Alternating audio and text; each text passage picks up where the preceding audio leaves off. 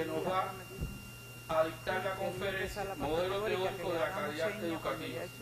Luis ya expuso aquí en esta sala otra vez, el director del Centro de Investigación Miranda, allá en el penthouse de Naucon. Entonces, por favor,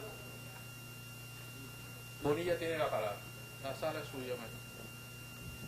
Buenas tardes, muchas gracias a todos y todas por acompañarnos en este evento tan importante para los revolucionarios.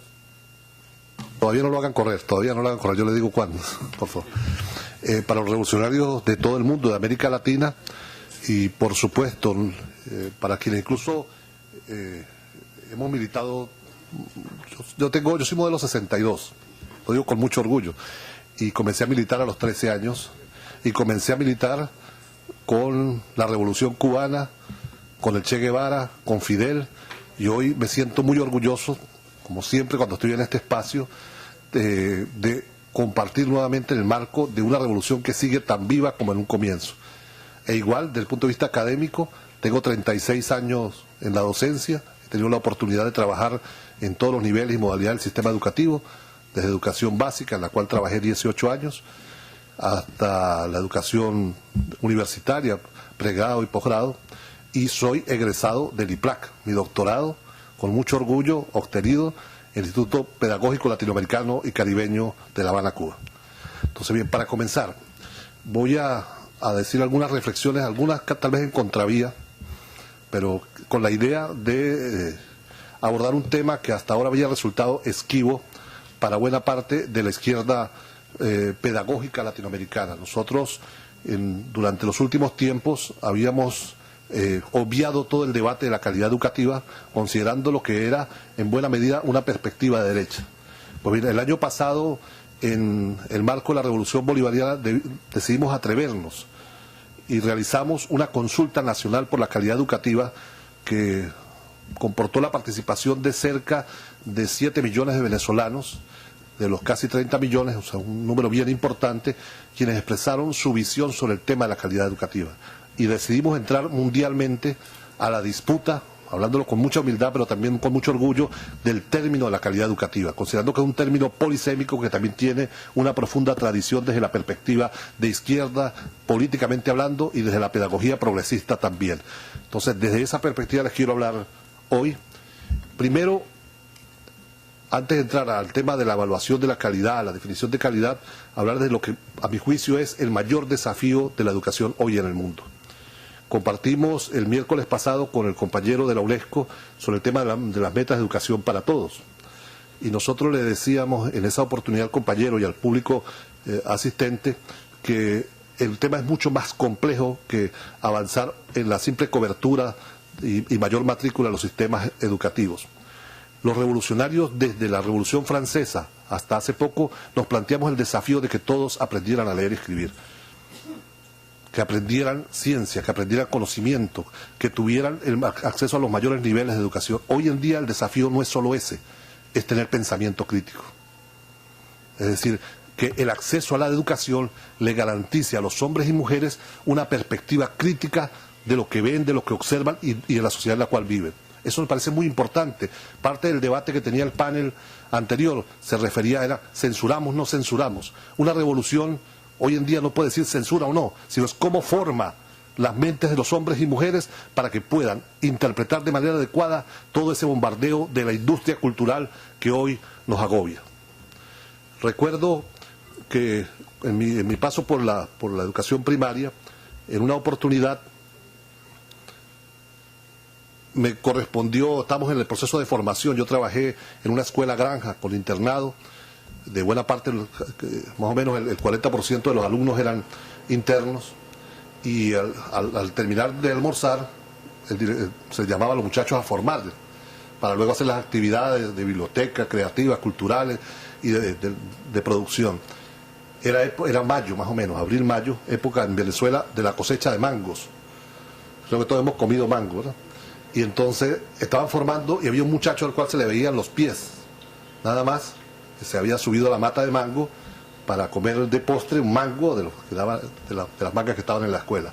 Y el director sale y agarra el micrófono y dice: el muchachito que está en la mata de mango que se baje. Bueno, cayeron como 40. El director solo lograba ver uno solo, el que se le veían los pies, pero entre las ramas de la mata de mango habían como 30 y tantos muchachos que cayeron. Bueno, pasamos toda la tarde sobando pies y manos de los muchachos que todos entendieron que era con ellos y se lanzaron al unísono al piso. Bueno, en educación hoy en día se trata un poco de eso, de tener la posibilidad de ver adentro del árbol y no solo los pies que sobran. No solo los pies que sobran. Y ahí nosotros venimos planteando la necesidad urgente de recuperar la centralidad pedagógica. ¿De qué se trata cuando hablamos de la centralidad pedagógica? Es decir, volver a colocar la pedagogía en el centro de los debates de las políticas educativas. Yo digo sin ningún tipo de ambigüedad que la pedagogía es una profesión en riesgo en la actualidad, de riesgo de perecer y de dejar de existir. Y coloco un ejemplo concreto. La administración de Obama, en materia de educación, acaba de aprobar hace año y medio que ahora los docentes se forman en 2 años para dar clases, pero además como una carrera transitoria. Es decir, lo forman como simple tecnología para dar clases, instruir algunos contenidos y les dicen, incorpórese, pero esto es una carrera de tránsito para que luego estudie una carrera seria, arquitectura, ingeniería, sistemas, o sea, llegando al nivel de que ya la pedagogía como tal, como profesión incluso especificada en maestros y docentes, deja de tener fuerza. Pero esta es la culminación de toda una operación que comenzó en la década de los 50. Cuando crea incluso la propia UNESCO, se crea la UNESCO, la pedagogía comienza a ser profundamente subversiva. La pedagogía es la herramienta científica con la cual los hombres y mujeres comprenden el mundo de manera cabal, se acercan a la ciencia y entienden las potencialidades de la ciencia para transformar el mundo. Pues bien, entonces a partir de ese momento comenzaron a implementar un conjunto de modas para fragmentar la pedagogía como totalidad interpretativa del mundo, para quitarle toda la potencia subversiva. Y vinieron las modas. La primera moda, la de las didácticas. Recordemos, en la década de los 50, la pedagogía dejó de existir como totalidad y vino las didácticas. Y esa es la época que en el imaginario colectivo recordamos, esos maestros sí sabían enseñar. Por supuesto, porque el énfasis fue en tecnología de cómo se enseña. Pero también comenzó a perderse entonces la interpretación de conjunto.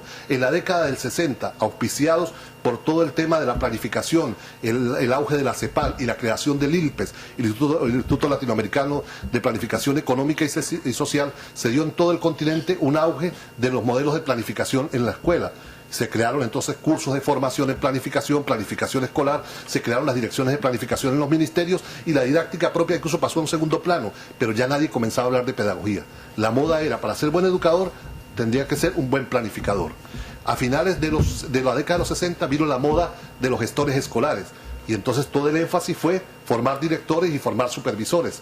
Recordemos incluso todo el esfuerzo que hizo la OEA, la Organización de Estados Americanos, por crear cursos de formación de directores. Solo en Venezuela tenía 2 expresiones institucionales: el Centro Interamericano de Desarrollo, el famoso CIER, en el estado Táchira, y el Mácaro, en el estado Aragua, que formaban directores y supervisores de todo el continente, porque el énfasis para ser docente era ser fundamentalmente un buen gestor y un buen planificador. Vino la moda luego, a finales de los 70, comienzo de los 70, de la evaluación. Y entonces nos metimos en ese debate, a mi modo de ver, creo que la gran mayoría nos perdimos entre la evaluación cualitativa y la cuantitativa. Es decir, llegando a los excesos del quantum, yo siempre lo pongo como ejemplo, porque también yo tengo una ventaja que la digo con mucho orgullo. Yo tengo en la actualidad hijos desde el postdoctorado hasta el maternal. Tengo 7 hijos, entonces eso me permite tener una visión completa del sistema educativo. Y en esa visión integral del sistema educativo me correspondió también ser representante. Y recuerdo que en una oportunidad, asistiendo como representante a recibir el boletín de segundo año de bachillerato de una de mis hijas, un representante le dice a la maestra guía, a la profesora guía, ¿qué es eso de B? Pues yo no entiendo, ¿va bien o va mal? Entonces le dice la profesora guía, la maestra guía, va bien, pero no se mate la vida. A es 20, 19 y 18. B es 17, 16. Y así, o sea, le fue dando unas categorías a cada letra que significaba que en realidad la letra era un quantum. Es decir, por mucho que le coloquemos A y B, muchas veces en la mente nuestra está el quantum, cuando lo cualitativo se refiere a otro, a procesos completos de comprensión del aprendizaje y no simplemente a un número y una ponderación evaluativa. Pero ahí nos perdimos y también fuimos parte de esa moda de distracción y la pedagogía nuevamente se invisibilizó y fue la moda de las evaluaciones. A comienzos de los 80 y buena parte de los 80 y aún permanece, en muchos lugares vino la moda del currículo. Primero desembarcó con currículo por objetivos, después por currículo por contenido. Yo todavía no entiendo cuál es la diferencia entre una y otra. Luego vino currículo globalizado, currículo interdisciplinario, currículo por competencia, currículo local, todas las formas de currículo, y casi que los pedagogos dejamos de existir y los grandes expertos en educación pasaron a ser los curricólogos. No había que, para conocer el sistema educativo, no era necesario ser pedagogo, sino especialista en currículo.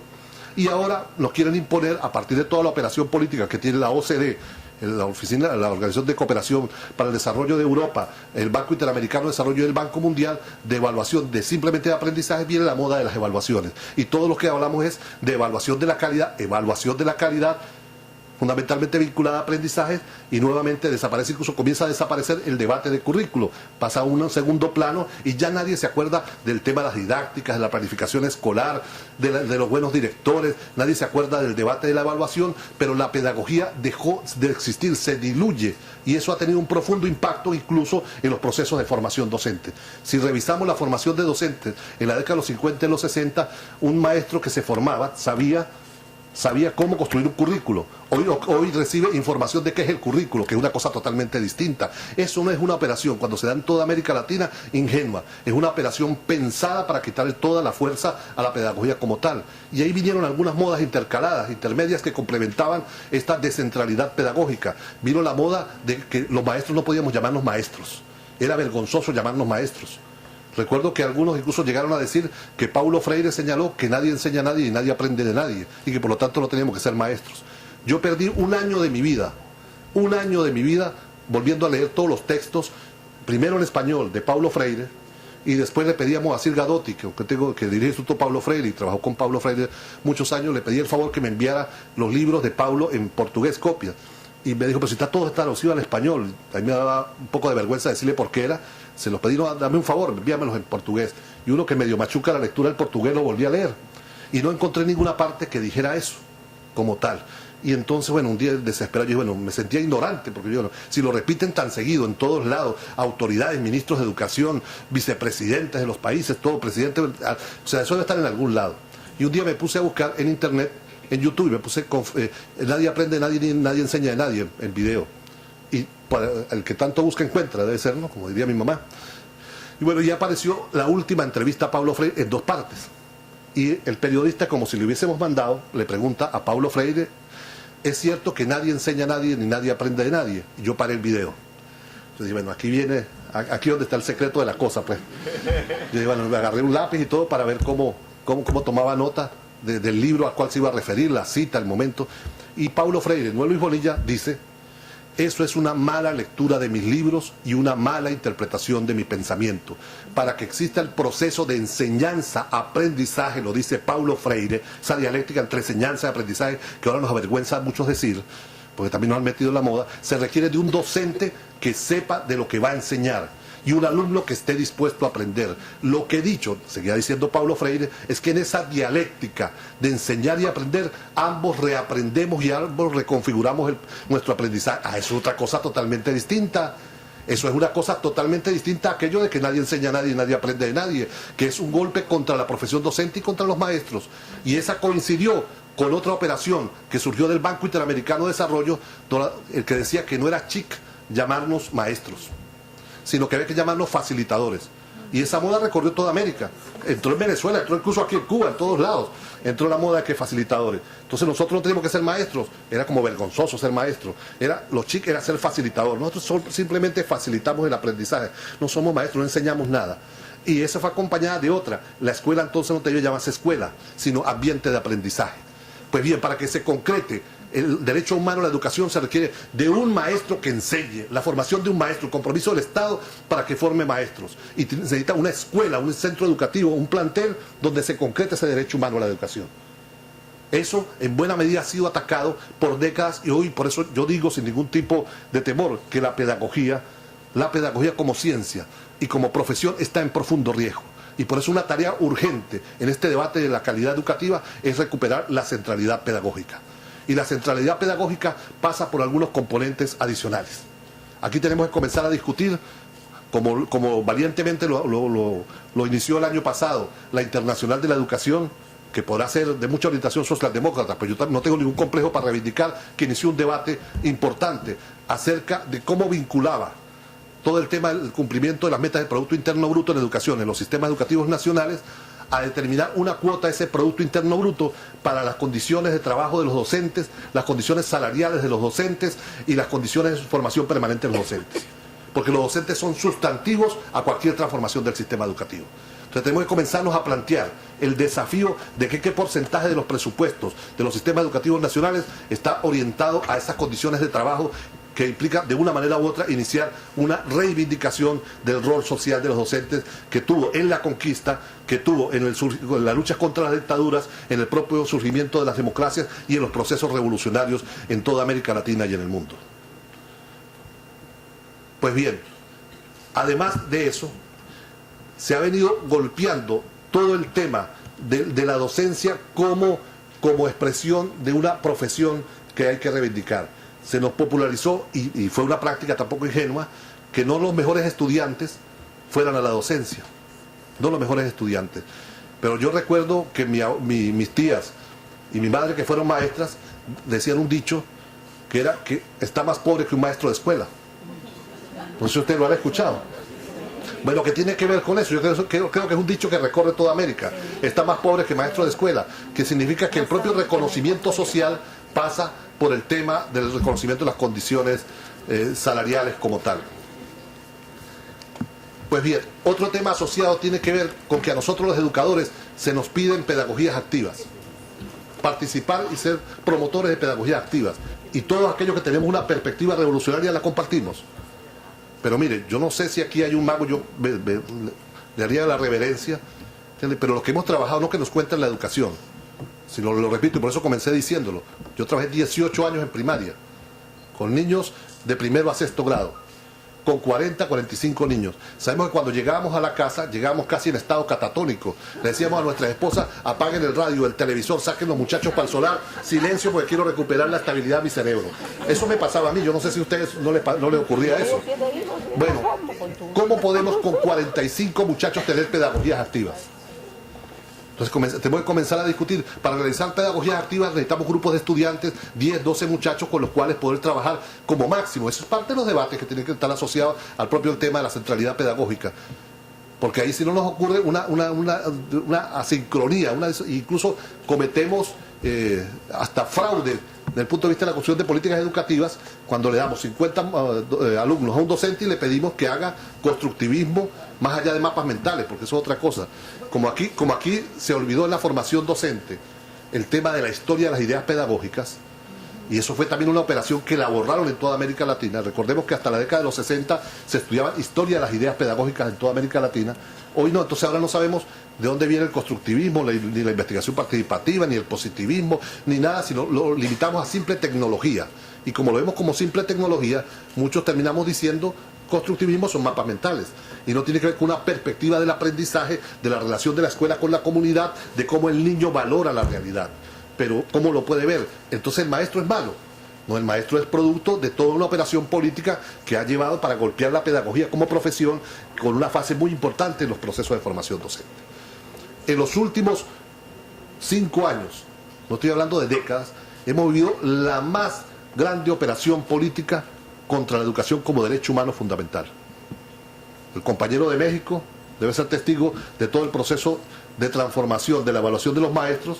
Incluso el INE, el Instituto Nacional de Estadística, está a punto de aplicar la prueba en México, que tiene que ver con la ruptura del propio concepto de estabilidad docente, lo que pasó con la transformación de la Ley Orgánica de Educación en España, que eliminó como prioridades de sus objetivos la educación artística, por ejemplo. O sea, ya los niños en la otrora España poderosa y cultural no tienen que aprender artística, porque claro, artística no da puntos en la prueba de PISA, en la famosa prueba de PISA. Entonces, y esa moda comienza a recorrer Centroamérica, el sudeste asiático, Suramérica, en una gran operación que tiene el final de ariete con la desprofesionalización del docente. Y es aquello de que cualquiera puede dar clase. Si cualquiera puede dar clase, entonces ¿para qué universidades que formen docentes? ¿Para qué universidades que formen docentes? Entonces, hoy en día, para hacer un debate con una perspectiva pedagógica auténtica, tenemos que intentar recuperar la centralidad pedagógica, que es que la pedagogía esté en el centro de la formulación de todas las políticas educativas de cambio. Ahora bien, el sistema educativo tampoco puede ser visto como algo ajeno, el sistema escolar, porque a veces confundimos sistema escolar con sistema educativo. Y ahí los educadores tenemos que recuperar, y eso dentro de la formación docente y dentro de la práctica, algo que antes lo hacíamos muy cotidiano, pero que ahora hemos perdido la propia praxis, que es entender que la mayor invasión no es militar hoy en día. La mayor invasión militar del imperio no es militar. Tenemos que tenerle miedo y prepararnos para defendernos de cualquier invasión militar. Pero la mayor es de orden cultural. De orden cultural. Y el gran complejo industrial cultural todos los días nos envía drones, bombas teledirigidas, misiles para minar la moral y la conciencia de nuestros pueblos. Les pongo dos casos emblemáticos, uno no tan reciente y uno reciente. Los compañeros del panel anterior hablaron de todo el tema de las historietas y los héroes. Pues bien, fíjate cómo ellos van construyendo incluso héroes para cada gusto. En la década de los 70, producto de toda la contracultura y todo el movimiento de protesta contra la guerra de Vietnam, contra todo el movimiento de lucha mundial que produjo el Mayo francés, las revueltas estudiantiles en todas partes del mundo, la industria del cómic comenzó a decaer. Y una de los cómics que menos se empezó a vender en la década del 69, 68 y 69 fue Linterna Verde. Ustedes habrán escuchado que Linterna Verde es el único héroe izquierdista, ¿verdad? Les voy a decir ahora por qué es el único héroe izquierdista. Resulta que al guionista y al dibujante le dijeron, bueno, a Linterna Verde hay que matarlo en los 70. Ya no da más plata. Hay que buscar un final, cierren a Linterna Verde. Entonces, tienen ustedes libertad, planifiquen como sea, pero tienen que cerrarlo. Ya el otro año no tienen ustedes contrato. Cierren Linterna Verde. Pues ellos, como no estaban vigilados, decidieron vincular Linterna Verde a todo el boom contracultural que estaba ocurriendo. Y entonces, palabras más, palabras menos, ocurre una historia que es interesante en la serie de los 70. Les recomiendo que la ubiquen, se la pueden ubicar. Y es que el Linterna Verde va, como siempre, como superhéroe que combate el mal, va y captura a un señor que está saliendo corriendo y dice, robó, agarrarle al ladrón, está saliendo de un restaurante. Y entonces llega Linterna Verde con su anillo de la luz, lo rodea con un lazo y lo atrapa y lo va a llevar preso. Y entonces la persona le dice, pero ¿por qué? ¿Por qué me lleva usted preso? Si yo lo que tengo es hambre. Ajá. Yo estoy comiendo no para nada, sino porque tengo hambre y quiero comer. Y entonces Linterna Verde dice, pero usted no está robando para hacerse rico. No, yo no me estoy robando para hacerme rico. Tengo hambre, llevo este pan para poder comer y para darle comer a mis hijos. Entonces Linterna Verde suelta el anillo, lo suelta y entra en contradicción y dice, vete. Suenan todas las alarmas en los cuadrantes. ¿Saben que los Linterna Verde tienen los vigilantes en todos los cuadrantes del mundo? Y entonces suenan todas las alarmas y convoca a la Linterna Verde a reunirse con los sabios.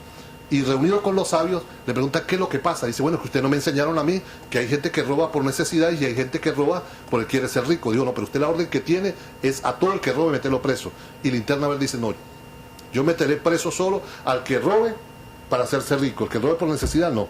Y entonces inmediatamente le quitan la mitad de poderes a Linterna Verde, lo devuelven a la tierra y mandan uno de los sabios a que vea qué es lo que pasa. Bueno, esa no le cuento completo la historia para que si algún día tiene la curiosidad, pero toda esa parafernalia crea la imagen de un Linterna Verde izquierdista, que entonces siempre decimos, no, pero que hay un superhéroe izquierdista, Linterna Verde, que tuvo que ver con un final planificado. Por supuesto, no se murió con Linterna Verde, comenzaron a subir las ventas porque tenía que ver con la realidad, lo que estaba escribiendo el guionista y dibujando, y Linterna Verde sobrevive, incluso hoy hacen películas en los grandes medios. Y entonces tienen, si quiere, un héroe bañado de izquierdismo, por el cual siguen inoculando ideología a nuestros jóvenes y muchachos. Y un ejemplo que lo dije el miércoles y lo repito hasta la saciedad porque está reciente. La película más vista en el año 2014, que vieron más los jóvenes y los niños, fue el cuarto combate de los Transformers. La épica batalla entre los Autobots y los Decepticons. O sea, una película de ciencia ficción. En esa trama que pone de evidencia cómo nos están acostumbrando a un nuevo código ético. Un nuevo código ético de cómo valorar ese código ético que comenzó en las guerras de la ex Yugoslavia, en las guerras de Irak, de Afganistán, con la propia matanza de Osama Bin Laden, como la vendieron, sin ningún descaro, diciendo que mataron a un hombre desarmado. Bueno, la película tiene que ver con ese reconfigurar y aceptar, que nuestros jóvenes acepten una nueva ética del mundo y de comprensión del mundo. En el combate final entre Decepticon y Optimus Prime es atravesado por una espada y yace casi muerto. Entonces Deserticon procede a agacharse a intentar matar a otro de los buenos, de los héroes. Pero los humanos logran colocarle una cadena en la espada y arrastrarla con una grúa y le sacan la espada del pecho. Entonces nuevamente se levanta Optimus Prime, agarra su espada y ante la expectación de todo el mundo, los niños y jóvenes, procede a matar a Deserticon de espaldas y agachado, como matan los gringos, no como matan los valientes, no como combatimos los valientes. Es el código de ética del imperialismo, es la concepción del bien y del mal. O sea, eliminar al enemigo está justificado por cualquier norma. Sin embargo, los maestros no decimos nada.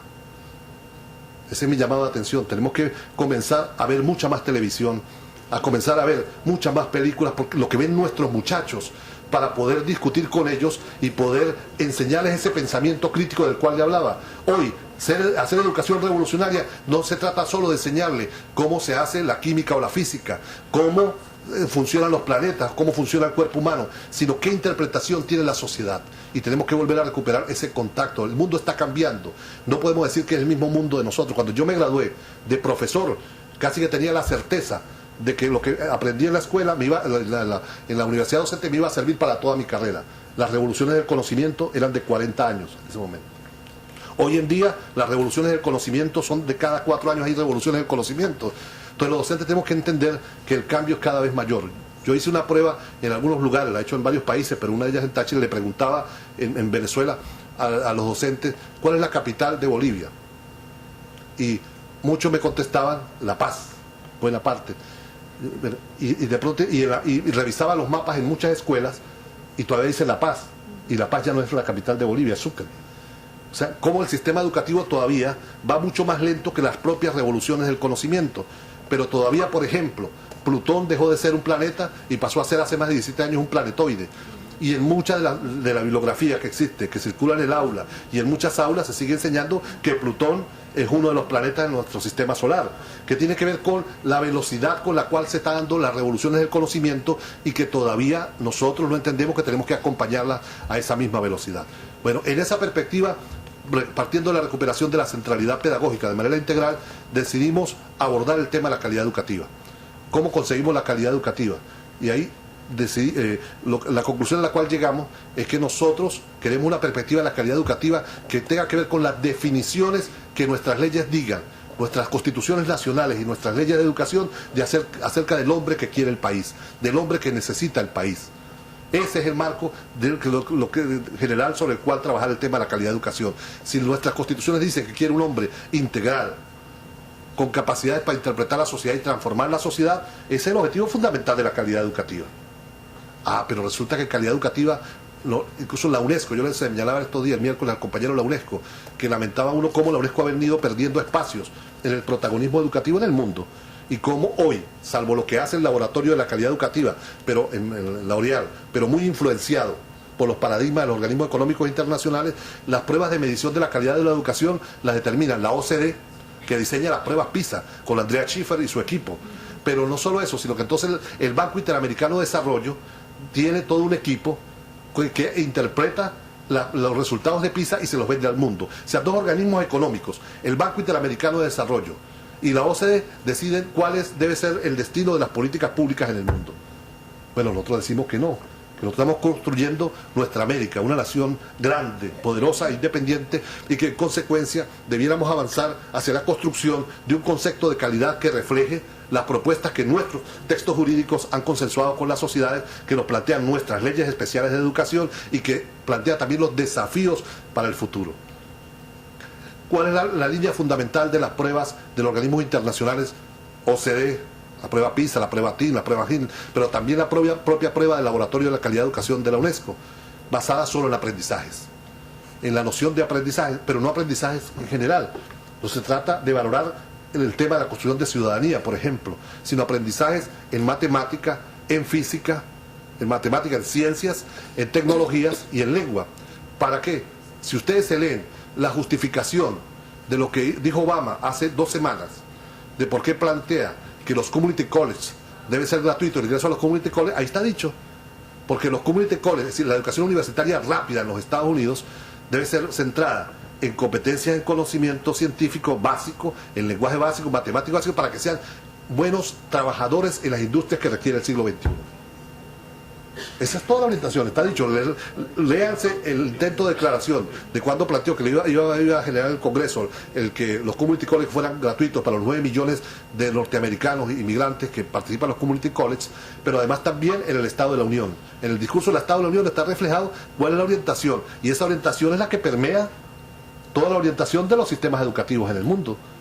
Entonces nosotros planteamos que es necesario construir un sistema, una valoración de la calidad, un concepto de la calidad que dependa de eso. Y por ello, en la conferencia de Lima, de octubre, de los ministros de Educación, planteamos, y ahí el papel de Cuba, donde fue la ministra Ena Elsa, estuvo allá siendo la jefe de la delegación de Cuba, y estuvimos los países del ALBA, ahí logramos consensuar que la orientación general de la calidad educativa y el norte de la educación para todos esté muy profundamente asociada a las metas de la CELAC. A las metas de la CELAC, a las metas que hemos consensuado en América como tal, y que dada el término la concepción polisémica del término de calidad de la educación, se convoque con urgencia a una conferencia de expertos de los países de la región para que juntos definamos qué entendemos por calidad, y no que todos hablemos de calidad sin que nadie sepa en realidad a qué se refiere el concepto de calidad. Y también se hizo un llamado de alerta en Lima, en la propia conferencia de Lima, respecto a quién evalúa las reformas educativas. Porque ese es otro tema. En las últimas décadas, si revisamos, cada país ha pasado mínimo por 3 o 4 ciclos de reformas educativas. Pero difícilmente quién evalúa el resultado de la reforma anterior que implica una nueva reforma. Y nos vende que hay que cambiar todo, pero sin que haya generado un debate de carácter nacional abierto a cada país sobre las consecuencias, los resultados y por qué no se completaron metas de la anterior reforma. La reforma simplemente es un esfuerzo que más bien podríamos llamar como contrarreforma, para atacar año tras año y proceso tras proceso a la educación como derecho humano fundamental. Entonces, a partir de eso, nosotros decimos que hay que construir un sistema de indicadores, de categorías y de ámbitos de evaluación que se corresponda con nuestra propia realidad. Y ahí tenemos antecedentes incluso de la propia UNESCO. La UNESCO, en la década de los 90, entre 1990 y 1996, tuvo un vigoroso grupo de investigadores que desarrolló 4 ámbitos del aprendizaje, que luego fue interrumpida esa labor por toda la hegemonía de la perspectiva de los organismos económicos. Bueno, nosotros decidimos retomar el propio trabajo de la L'Oréal, que planteaba 4 niveles de evaluación de los sistemas para lograr calidad educativa, y le añadimos 2, que es lo que ahorita voy a tratar de desarrollar en el modelo del cubo, con los 6 ámbitos de calidad de la educación. Le voy a pedir a los compañeros que primero lo pasen todo de conjunto y luego nos detengamos en cada uno de los ámbitos. Es un videíto de 1 minuto y medio, lo vamos a ver en conjunto y luego vamos a ir desagregando cada uno de los ámbitos. Por favor, con sonido si se puede.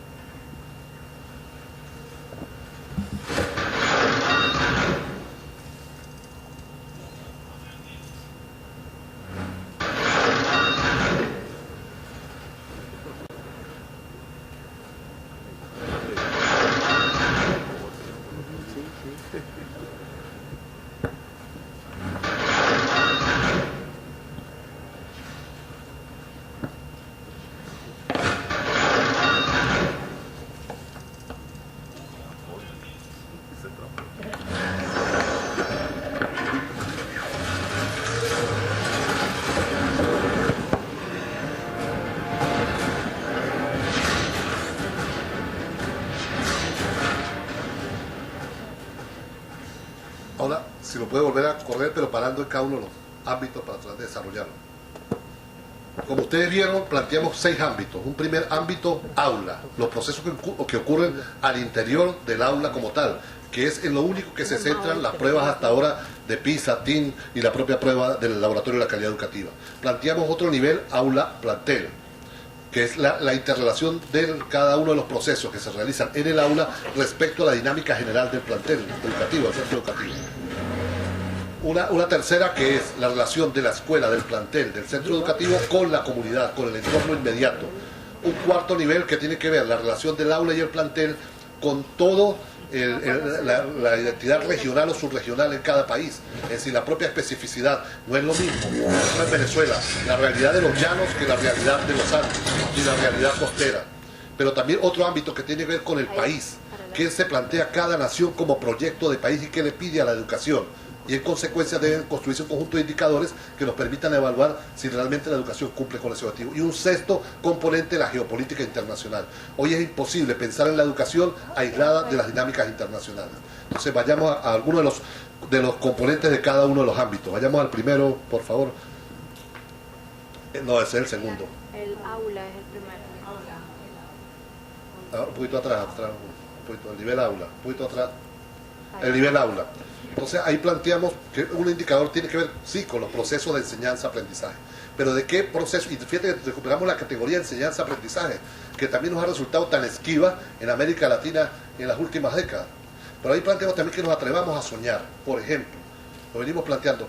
Uno de los grandes problemas en Venezuela, me imagino que en toda la región también, tiene que ver con nosotros le decimos las 3 Marías en el tercer año: física, química y matemáticas. Con los problemas. Me imagino que en todos los países hay ese problema, no sé si en tercer año o no. Pero en el caso de física, incluso disculpe que les cuente hasta mi anécdota personal. Cuando yo estudié física en tercer año, yo era medio aplicado. Y entonces salí muy bien, salí casi con la mayor nota. Pero yo sentí que no había aprendido nada. Que salía muy bien en los exámenes, entonces al final del año me fui y le dije al profesor, dígame, ¿para qué sirve esto? Porque yo no entendí nada. Yo como que no entendí nada, si usted salió bien, bueno. Yo resolví los problemas, pero realmente no sé para qué sirve eso. Y entonces él me dijo, ¿usted va a estudiar para ingeniero, para arquitecto? Yo le dije, no, yo quiero estudiar ese momento que ser antropólogo. Entonces, yo quiero ser antropólogo. Me dijo, no, pero usted tiene que pasar por eso para ir a cuarto año, así que cáleselo. ¿Entiende? Entonces, bueno, yo me fui igual con la sensación de que había ido a una cosa como de brujería y que salí muy bien, pero que no había aprendido nada. Después entendí que todas las cosas de la física tienen que ver con algo que a mí siempre me ha gustado, la bicicleta. Y yo digo, ¿por qué en vez, en el caso de Venezuela, un solo libro de texto que se usaba, el texto de Navarro en mi país, antes de que yo estudiara, y que todavía se usa, es uno de los libros más vendidos en el país, ¿por qué no lo cambiamos por pedirle a los muchachos una patineta o una bicicleta? Algo que tienen en su cotidianidad. Todo lo que contiene la física está contenido en eso. Movimiento, aceleración, resistencia, todo está ahí. Todo esto tiene que ver con la cotidianidad. Entonces, cuando hablemos de enseñanza-aprendizaje, no es simplemente qué se enseña, sino cómo se enseña para que lo sienta vinculado a la realidad. O ahora que tenemos nosotros en Venezuela la misión vivienda, todo el tema de la resistencia, cómo se construye, ese arco que está en la puerta, ahí están todas las leyes de la física, pero el muchacho sale bien en el examen o mal, pero no tiene ninguna vinculación con esa realidad concreta que debe estar asociada al conocimiento. El tema de la evaluación. Yo creo que aquí tenemos que reabrir la discusión sobre el tema de evaluación cualitativa y cuantitativa en el continente y sincerarnos. ¿Qué es lo que estamos evaluando? ¿Proceso o producto? Si es proceso, es una cosa distinta, y ahí lo cualitativo es cómo vamos aprendiendo, la forma que vamos aprendiendo y cómo eso impacta la realidad. Y dejarnos de esa tontera, y disculpe que sea tan duro, de que la evaluación de producto y no de proceso termine en una A, una B o un 19 o un 20 como antagonismos. Porque termina siendo el mismo quantum si no hemos evaluado y hecho seguimiento al proceso de construcción del conocimiento. El tema curricular. ¿Qué es currículo en realidad? Porque en la mente de muchos, sobre todo los decisores de política, currículos son contenidos. Si algo me ha servido a mí la educación comparada y la investigación comparada, es para evidenciar que desde la década de los 50, cuando surge una aspiración social que los sistemas educativos cambien, inmediatamente montan una Comisión Nacional de Currículo. Yo le dije al ministro Héctor Rodríguez, por favor no haga usted lo mismo. Usted monte otra cosa, pero si monta la Comisión Nacional de Currículo es un engaño. Él por suerte no montó ninguna Comisión Nacional de Currículo, decidió que avanzáramos en comisiones múltiples de trabajo en cada una de las áreas. Por entonces Comisión Nacional de Currículo termina siendo algo muy pomposo, que cambia una o dos áreas, una o dos asignaturas, algunos contenidos, y se nos vende como una profunda transformación del sistema educativo, y que es simplemente una tecnología de conocimiento. Bueno, tenemos que ir a un modelo que entienda el currículo como aquellos aprendizajes, no como cantidades, sino como aprendizajes significativos para cada grado escolar. Y ahí tenemos que discutir el tema de los estándares, que es un tema también esquivo. ¿Qué queremos que los muchachos aprendan en cada grado? Eso es algo que parece mentira. Construimos currículos sin estándares. Y peor aún, hay currículos que se construyen en la región sin perfil del egresado. Ni estándares ni perfil del egresado. Que pasa a ser una acumulación grandota de contenidos a evaluar que el muchacho lo que hace es atormentarlo y no siente que está realmente aprendiendo mayor cosa. Ya hablé sobre la relación alumno-docente, el tema de los recursos para el aprendizaje. Yo ahí creo que nosotros a veces somos medio conservadores, como yo soy de la generación del 62, yo soy de lo que ahora llaman inmigrantes digitales. ¿Cómo se llama este autor? Tengo esta compañera, ¿cómo es que llama? El que compramos en el aeropuerto. Howard Gardner, disculpen el lapsus. Howard Gardner habla de que hay dos tipos, hay los nativos digitales y los inmigrantes digitales.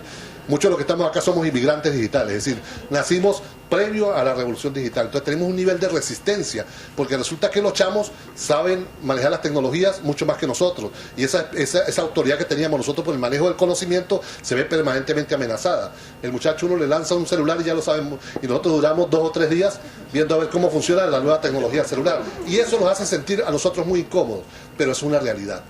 Hoy, el territorio virtual es un territorio de investigación de los docentes. Gústenos o no, Venezuela, no es el caso de Cuba, pero el caso de Venezuela, con 28 millones de habitantes, 7 millones y medio de ellos son facebookeros, o somos facebookeros. Pero no solo eso, sino que además, más o menos el 50% de los que tienen Facebook son menores de 30 años. O sea, forman parte de la generación que no es de inmigrantes, sino de nativos tecnológicos. Entonces eso plantea una enorme complejidad en procesos, como lo veremos más adelante, como la educación sexual. Nosotros tenemos una educación sexual anquilosada en los tiempos bíblicos. Anquilosada en los tiempos bíblicos. La educación sexual nosotros es fundamentalmente preventiva del embarazo y preventiva de enfermedades sexuales. No habla del placer. Una educación sexual que no habla del placer. Bastante aburrida para los muchachos, que gozan un imperio sin que nosotros nos demos cuenta. Y que se dan cuenta que la educación sexual es para eso, para disfrutarla, pero nosotros seguimos con la mentalidad religiosa que la educación sexual es para prevenir enfermedades sexuales y el tema del embarazo. Pues bien, resulta que si nosotros nos tomáramos la molestia de hacer una indagación en el propio Facebook, que es un territorio como tal de los jóvenes, nos daríamos cuenta que en el caso de Venezuela, esos casi 2.800.000 que tienen menos de 30 años y están en el Facebook, aproximadamente un 30% de ellos, es decir, algo así como 1 billón, dicen cuando... Eso, aquí está mi esposa, entonces cuando coloco tengo que colocar el nombre de ella, ¿no? En el Facebook, porque si no, bueno, los muchachos colocan en su estado difícil de explicar, relación abierta, complicado. Eso no lo colocan, no lo han visto ustedes en el Facebook. Bueno, resulta que eso no lo colocamos los del modelo nuestro, lo colocan los muchachos de ahora que están diciendo que el placer es el centro, pero incluso explorando nuevas formas que para nosotros respondemos como sacerdotes, con la moral. Uy, qué perdidos están estos muchachos. Pero no, resulta que eso implica un desafío enorme para la educación sexual en el siglo XXI. Pero no queremos. El Facebook lo vemos como un enemigo y no lo vemos como un territorio de investigación para ver qué es lo que está pasando. Entonces es parte de la propia dinámica del aula. Si yo veo lo que está pasando en esos territorios, que no son solo los territorios físicos, sino los territorios virtuales, podré seguramente impactar mucho más el tema de las materias, el tema de los contenidos. El otro es el tema del acompañamiento pedagógico. A nosotros se nos creó un discurso también luego para romper con la propia autoridad de la escuela en el centro educativo, que había que hacer acompañamiento pedagógico y no supervisión. Pareciera muy bueno, yo incluso suscribí en algún momento, y después la práctica uno le dice, pero ¿qué es eso de acompañamiento pedagógico? Acompañamiento pedagógico implica, como yo lo entiendo, y si hay alguien lo entiende de manera distinta, lo conversamos, es que un director o un supervisor vaya al aula, si encuentra que hay problemas de un docente, le explique cómo es el constructivismo, cómo es una perspectiva positivista, le enseñe desde su propia práctica cómo hacerlo, cómo mejorar la labor en el aula. Bueno, pero ¿cuál es la relación de supervisores en América Latina respecto a los docentes? La más optimista cifra que yo he leído me habla de una relación, la más optimista, no realista, optimista habla de una relación de 1.000 docentes por supervisor. La más optimista, no realista. ¿Cómo puede haber acompañamiento pedagógico? Pero entonces tampoco hay supervisión. Entonces tampoco hay seguimiento a ninguno de los procesos del aula, y si bien supervisión es una cosa y acompañamiento es otra, deben ser complementarias, y eso nos obliga a abrir un debate. ¿Cuál es la relación de supervisores? Nosotros venimos planteando que un directivo de plantel debe tener una relación por cada 15 docentes. Un centro educativo que tenga 30 docentes debiera tener 2 directivos mínimos para que le dedique un día a la semana a entrar a trabajar con el docente, hacer el acompañamiento pedagógico. Y así evitamos esa labor tan odiosa de directores que solo ven cómo le fregan la vida a los maestros, que solo pasan el tiempo, que no haya que hacer en su oficina, sino ver que si llegó tarde, si no llegó tarde, a ver cómo levanto un acta, cómo le amargo la vida, y también es una labor muy alienante del propio directivo. Y más bien es un director que tiene autoridad pedagógica, la autoridad moral, que es el que maneja más cómo enseñar. Pues tenemos que plantearnos cuál es la relación de directivos con respecto a docentes, y tenemos que plantearnos cuál es la relación de esos supervisores con el propio centro educativo. Entonces el supervisor es aquella persona que va incluso a acompañar a un docente cuando el propio acompañamiento del director no es suficiente y requiere ya con más profundidad. Y entonces significa que un supervisor tiene que tener mayor autoridad pedagógica y no solo jerárquica, sino autoridad pedagógica. Por eso decimos que es parte de toda la recuperación de la centralidad pedagógica. Sigamos. El segundo ámbito, que es el ámbito aula-plantel, es decir, cómo lo que ocurre en el aula, y aquí comenzamos a entrar en un terreno que no le gusta ni a la OCDE, ni al Banco Mundial, ni a nada. Ellos, ya a partir de esto, es territorio que no es de interés para ninguno de los organismos económicos internacionales, pero para los docentes sabemos que es muy importante. Por ejemplo, el receso. El receso es uno de los procesos menos estudiados en nuestras aulas, menos reflexionado, pero es una parte muy importante del proceso de socialización en nuestros planteles educativos, en nuestros centros educativos. Pues bien, hay que comenzar a evaluar qué es lo que ocurre en el receso, cómo conseguimos el receso, porque ahí tenemos de todo. Tenemos desde docentes que dicen, salgan al receso y no corran porque si llegan sudados no los dejo entrar. Eso no suena parecido a alguna cosa. Entonces el receso es un acto donde el muchacho tiene que ir a estar en un sitio mientras el maestro descansa. Hay recesos en el cual el docente acompaña a los muchachos jugando con ellos, haciendo actividades, es más activo. Y hay aquel otro receso donde nadie le para a nadie. Cada quien hace lo que le viene en gana, y pues el muchacho entra sudado y el maestro no lo regaña. Pero no es concebido como parte, sino como un paréntesis en la actividad pedagógica, estando el niño durante todo ese proceso en la propia aula. El tema de la democracia ciudadana. La generación nuestra, creo que es la mayoría de los que estamos acá, se educó en una escuela que nos enseñaba que la democracia era importante, nos decía cómo se ejercía la democracia, y era para ejercerla cuando saliéramos de la escuela.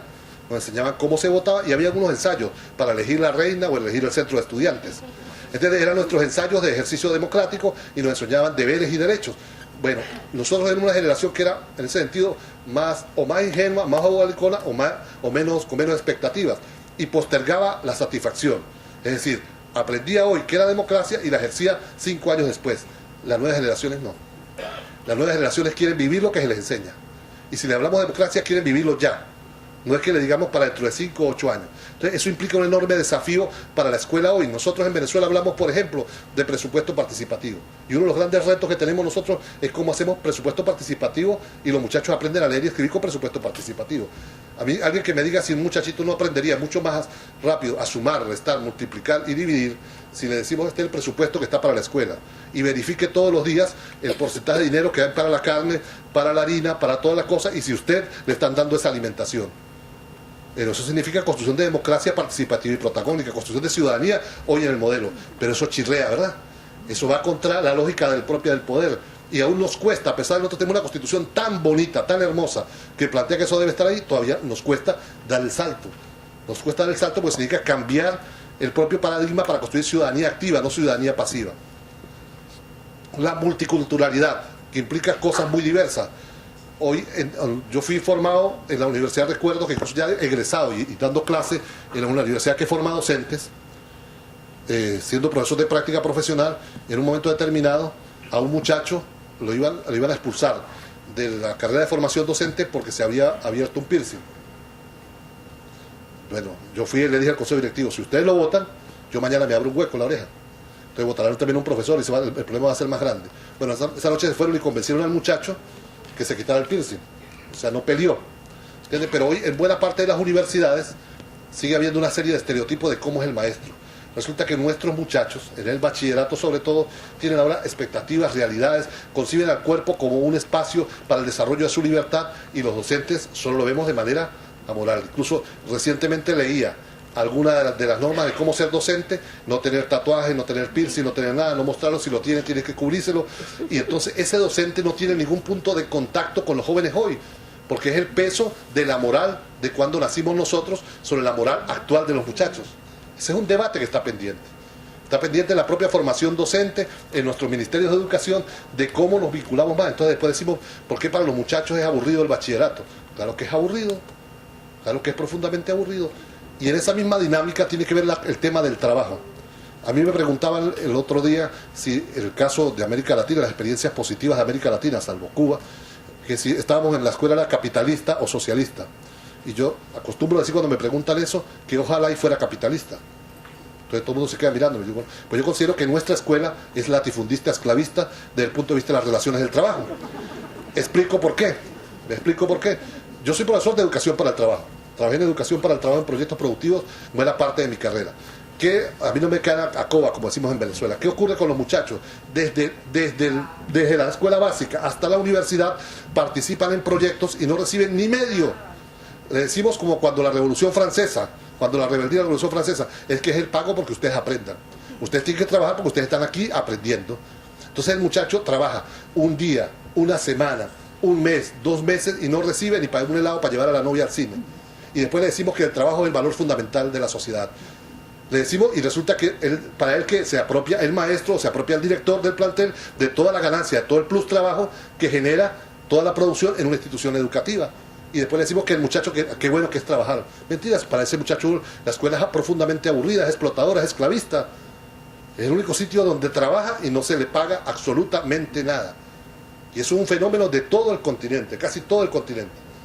Fenómeno que nos debe llevar a pensar todo el tema de esa relación, de las dinámicas del aula y el plantel. Eso es lo que ocurre en el aula y el plantel. Pero que nadie visibiliza, por supuesto. A los organismos económicos no le interesa porque ese ciudadano va a ser crítico, va a pensar, no se va a dejar explotar, no se va a dejar manipular. Entonces prefieren a alguien que, si pasó en todos los grados y nunca reclamó ni medio por su trabajo y aceptó que ese era un pago por aprender, por supuesto que ese muchacho va a ser mucho más dócil a la hora de entrar a la fábrica. Otro fenómeno tiene que ver con las escuelas. La escuela, en la mayoría de nuestros países, dice que nuestros sistemas educativos son laicos. Y que el derecho a la educación, como la alimentación en las escuelas, es gratuito.